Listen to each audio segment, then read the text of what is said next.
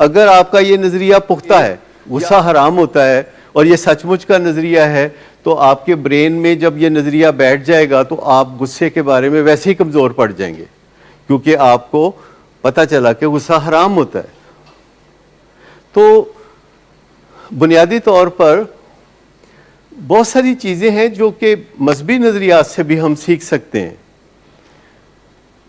مثال کے طور پر یہ جو موضوع ہم کر رہے ہیں تو قرآن پاک میں ہے کہ عورتیں تمہاری کھیتیاں ہیں۔ آپ نے سنا قرآن پاک میں ہے کہ عورتیں تمہاری کھیتیاں ہیں، تو بعض لوگ اس سے تھوڑا سا پریشان سے ہو جاتے ہیں کہ یہ کیا بات ہے، تو پھر آپ اس پہ غور کرتے ہیں کہ یہ کھیتی کیا ہوتی ہے، تو اس کی نگہداشت کیسے کی جاتی ہے، اس کو پانی کیسے دیا جاتا ہے، اس کو بنایا سنوارا کیسے جا سکتا ہے، اس میں کھاد کیسے ڈالی جاتی ہے، اور جانوروں کو اس میں سور جیسے جانوروں کو ادھر آنے سے کیسے روکا جاتا ہے، اس کی برے لوگوں سے حفاظت کیسے کی جاتی ہے۔ تو جب عورت کو کھیتی کہا گیا تو کہا گیا کہ نگہداشت کرنی ہے آپ نے اس میں، اور کھیتی سے آپ کو کیا ملتا ہے؟ بیوی کی خبر ہی کوئی نہیں رکھتے، رات کو 2 بجے پارٹی کر کے گھر میں آ رہے ہیں، تو پھر آپ کوئی اچھی توقعات نہ رکھیں، پھر کوئی آپ کو ریوارڈ ملنے والا نہیں ہے۔ تو یہ عورت کا پریویلیج ہے کہ مرد نے اس کی نگہداشت کرنی ہے، اس کی پرواخت کرنی ہے، اس کو پروان چڑھانا ہے، اس کو بنانا سنوارنا ہے، اس کو پروٹیکٹ کرنا ہے۔ اور جب یہ جذبے آپ کے ہوں تو یہ جو محبت کا جذبہ ہے یہ اس کے ڈیپینڈنٹ ہے، یعنی اگر محبت نہیں ہے اور آپ قربت کے لمحات کی طرف جانا چاہتے ہیں تو یہ جانوروں والا کام ہے۔ لیکن اگر محبت ہے اور آپ کو اچھا فیل ہوتا ہے ایک دوسرے کے قریب ہونا، ایک دوسرے کو دیکھنا، ایک دوسرے سے باتیں کرنا، ایک دوسرے کو چھونا، اگر یہ سارا دن اچھا لگتا ہے تو پھر کوئی مسئلہ پیدا نہیں ہوگا۔ اور اگر آپ پرفارمنس انگزائٹی میں بھی نہیں ہے کیونکہ آپ نے کوئی تمغہ نہیں لینا، اس میں کوئی اتنے بہادر شادر بننے کی ضرورت نہیں، اتنے نر بننے کی ضرورت نہیں ہے، اتنا فخر کرنے کی ضرورت نہیں ہے اس بات کے لیے کہ میں جی مرد ہوں۔ یعنی مرد ہونا پر سے کوئی اتنا کارنامہ نہیں ہے، اور اس میں آپ کی کوئی کنٹریبیوشن بھی نہیں ہے۔ یہ صرف عورتوں کو لیٹ ڈاؤن کرنے کا ایک طریقہ ہے کہ ہمارے معاشرے میں یا دنیا کے بیشتر معاشرے میں اس طرح کی سوچیں ہوتی ہیں جس سے کہ مرد کے اوپر اتنا بوجھ لاد دیا جاتا ہے کہ جس کے اوپر وہ پورا نہیں اتر سکتا اور اس کی کمر ٹوٹ جاتی ہے۔ اور اگر عورت کو ایک وردی پارٹنر کے طور پر لیا جائے اور اس کے کیے جانے والے کاموں کو قدر و قیمت کی نگاہ سے دیکھا جائے تو پھر میاں بیوی کے درمیان جو خوبصورت رشتہ ہے وہ اور بھی نکھر اور سنور جاتا ہے۔ لہذا غلط فہمیوں میں نہ پڑا کریں، تھوڑا ذہن سے کام لیا کریں۔ اور یہ سسٹم جو ہے جو قربت کے لمحات سے متعلقہ ہے، اللہ تعالیٰ نے سب سے سٹرونگ بنایا ہے، کیونکہ اس سسٹم کی ضرورت انسانوں کے علاوہ اللہ کو ہے بندوں سے، کہ اگر بندوں کا یہ سسٹم خراب ہو گیا تو اللہ کی جو یہ ساری دنیا ہے یہ ویران ہو سکتی ہے۔ آج سے 100 سال پہلے دنیا کی آبادی 50 کروڑ تھی، آج دنیا کی آبادی 8 ارب ہے، 16 ٹائمز، 100 ایئرز میں 16 ٹائمز۔ تو یہ اس وجہ سے تو نہیں نہ ہوئی کہ یہ سسٹم کمزور ہے، یعنی باوجود انسانوں کی کوتاہیوں کے، باوجود انسانوں کی انسیکیورٹیز کے، سب سے پہلے انسان کو یہ تسلیم کرنے کی ضرورت ہے کہ یہ اللہ کا کرشمہ ہے، یہ بندے کے ہاتھ میں نہیں ہے، مرد کے ہاتھ میں نہیں ہے۔ سٹیج 2 جو ہے یہ مرد کے ہاتھ میں نہیں ہے، یہ بلیسنگ آف گاڈ ہے۔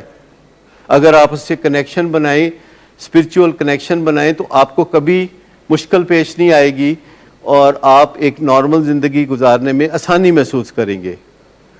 لیکن اس کے لیے آپ کو بہت سے واہیات نظریات سے چھٹکارا پانا ہوگا جو ہم نے ٹین ایج میں سیکھے ہوتے ہیں، اور سیکھے کن سے ہوتے ہیں؟ اپنے ہم عمر لوگوں سے، یعنی بلائنڈ لیڈنگ دی بلائنڈ، یہ ان سے ہم نے سیکھے جنہیں خود پتہ نہیں ہوتا۔ دیکھو لیکن خدا جس کو صلاحیت دے، میرے ساتھ ایک ڈاکٹر صاحب کام کرتے تھے 1978 میں، اور ان کا نام تھا ڈاکٹر سلیمان طاہر.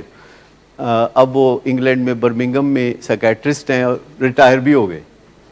حالانکہ وہ مجھ سے میرے خیال میں 15-20 سال چھوٹے تھے. وہ بڑی شاندار ڈاکٹر اور میرے ساتھ مل کے کام کرتے تھے ہم. تو پیشنٹس کو وہ اس چیزوں کے بارے میں سمجھایا کرتے تھے. تو مریض بھی بڑے خوش رہتے تھے ان سے, کیونکہ وہ ساری باتیں بڑے اچھے طریقے سے سمجھاتے تھے. تو میں نے ان کو ایک دن بلا کے پوچھا کہ آپ تو ابھی بالکل نوجوان ہیں اور آپ کی شادی بھی نہیں ہوئی, آپ کو ان ساری باتوں کا کیسے پتہ ہے؟ کہتے جی اللہ جنوں دے. تو اس طرح یہ بھی ہوتا ہے.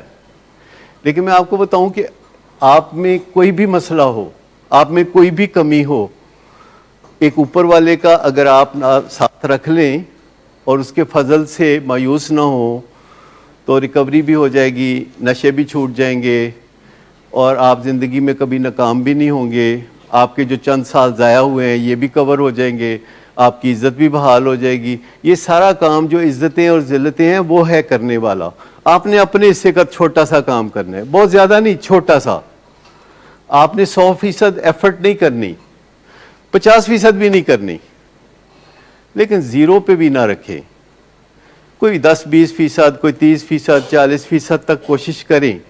جتنا آپ سے بن پڑتا ہے کوشش کریں, آپ کبھی ناکام نہیں ہوں گے. یہ میری ہول لائف کا تجربہ ہے کہ جب بھی کوئی کام کیا کبھی 100% نہیں کیا, ہمیشہ کام ہوا. یعنی ہمیشہ کام ہوا, جبکہ مجھے یاد ہے کہ میں نے کبھی زندگی میں کوئی کام 100% نہیں کیا. کہ جو اللہ کا فضل ہے, جو تھرڈ فیکٹر ہے, اس کو ذہن میں رکھیں اور اپنے آپ سے پر امید رہیں, اپنے آپ سے مطمئن رہیں اور اپنے آپ کو جانچتے رہیں. اور ہر روز رات کو اپنے آپ کو آپ کہہ سکیں کہ تم اچھے آدمی ہو. تنہائی میں آپ کہہ سکیں کہ بس ٹھیک ہے, فرشتے نہیں ہو تم پر اچھے آدمی ہو, تو ایسی بات کہہ سکیں. پلس شیم ہیلنگ, یہ ایک آپ کا لائف لانگ مشن ہے کہ کوئی بندہ آپ کی بےزتی نہ کر سکے خود آپ کے سوا. اور آپ اپنی بےزتی کیوں کریں گے جب تک کہ کوئی آپ غلط کام نہیں کریں گے. دوسرے لوگ تو خام خواہ بھی بےزتی کر دیتے ہیں, اپنا ملبہ آپ کے اوپر پھینک دیتے ہیں, لیکن اگر آپ چاہیں تو اپنی زندگی کو بہت بہتری سے آگے بڑھا سکتے ہیں.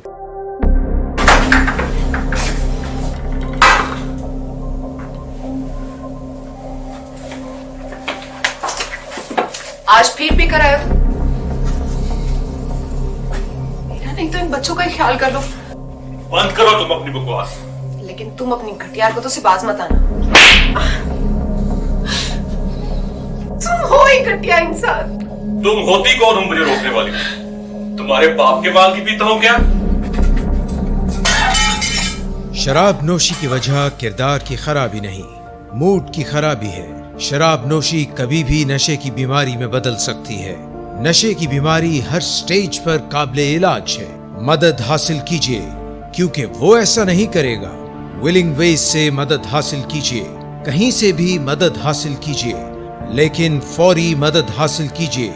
جس معجزے کے انتظار میں آپ نے بہت دیر کر دی, اب وہ دستک دے رہا ہے.